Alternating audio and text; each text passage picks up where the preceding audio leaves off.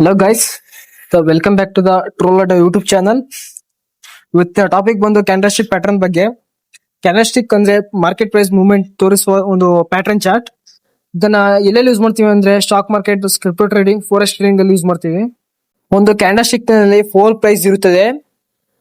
ಅದು ಯಾವ ತರ ಅಂತಂದ್ರೆ ಓಪನ್, ಕ್ಲೋಸ್, ಐ, ಲೋ, ಈ ತರ 4 ಭಾಗಗಳಾಗಿವೆ.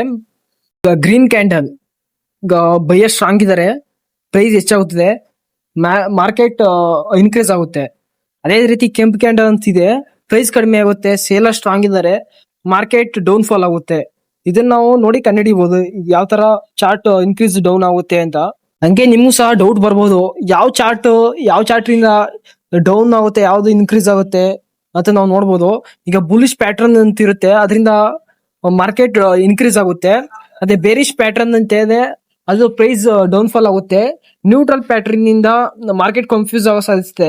ಸೈಡ್ ವೇ ಮಾರ್ಕೆಟಿಂಗ್ ಅಂತಾರಲ್ಲ, ಆ ತರ ನ್ಯೂಟ್ರಲ್ ಪ್ಯಾಟರ್ನ್. ಬುಲಿಶ್ ಪ್ಯಾಟರ್ನ್ ನಲ್ಲಿ ಯಾವ್ಯಾವ ಚಾರ್ಟ್ ಬರ್ತವೆ ನೋಡಬಹುದು. ಆಮರ್ ಪ್ಯಾಟರ್ನ್ ಬರುತ್ತೆ, ಮತ್ತೆ ಬುಲಿಶ್ ಇನ್ಫ್ಲೋಯಿಂಗ್ ಬರುತ್ತೆ.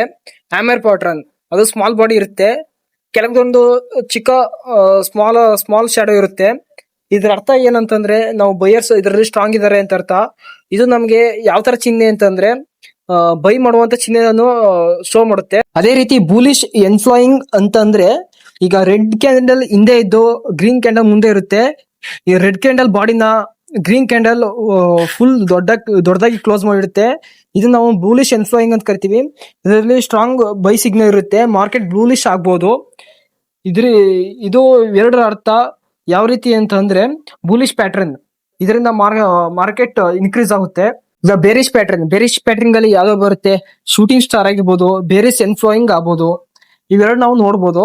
ಈಗ ಶೂಟಿಂಗ್ ಸ್ಟಾರ್ ನಲ್ಲಿ ಬೈಯರ್ಸ್ ಮತ್ತೆ ಸೇಲರ್ಸ್ ಇಬ್ರು ಸ್ಟ್ರಾಂಗ್ ಇರ್ತಾರೆ.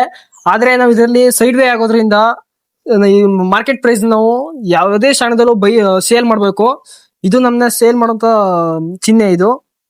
ಅದೇ ರೀತಿ ಬೇರಿಶ್ ಎನ್ಫ್ಲೋಯಿಂಗ್ ಅಂತ ಇದೆ, ಅದು ಸ್ಟ್ರಾಂಗ್ ಸೇಲ್ ಸಿಗ್ನಲ್. ಇದು ನಾವು ಚಾರ್ಟ್ ಅನಾಲಿಸಿಸ್ ಅಲ್ಲಿ ಬಂದ ತಕ್ಷಣ ಸೇಲರ್ ಕಂಟ್ರೋಲ್ ಇದೆ ಅಂತ ನಾವು ಅನ್ಕೋಬೇಕು. ಅದೇ ರೀತಿ ಕ್ಯಾಂಡಲ್ಸ್ಟಿಕ್ ನಲ್ಲಿ ಟೈಮ್ ಫ್ರೇಮ್ ಇರುತ್ತೆ. ಈಗ ಟೈಮ್ ಫ್ರೇಮ್ ಅಂದ್ರೆ ಏನು ಅಂತ ನಾವು ನೋಡ್ಬೋದು. ಟೈಮ್ ಫ್ರೇಮ್ ಅಂದ್ರೆ ಕ್ಯಾಂಡಲ್ಸ್ಟಿಕ್ ಪ್ಯಾಟರ್ನ್ ವಿಧವಾದ ಟೈಮ್ ಫ್ರೇಮ್ ನಲ್ಲಿ ಕೆಲಸ ಮಾಡ್ತದೆ.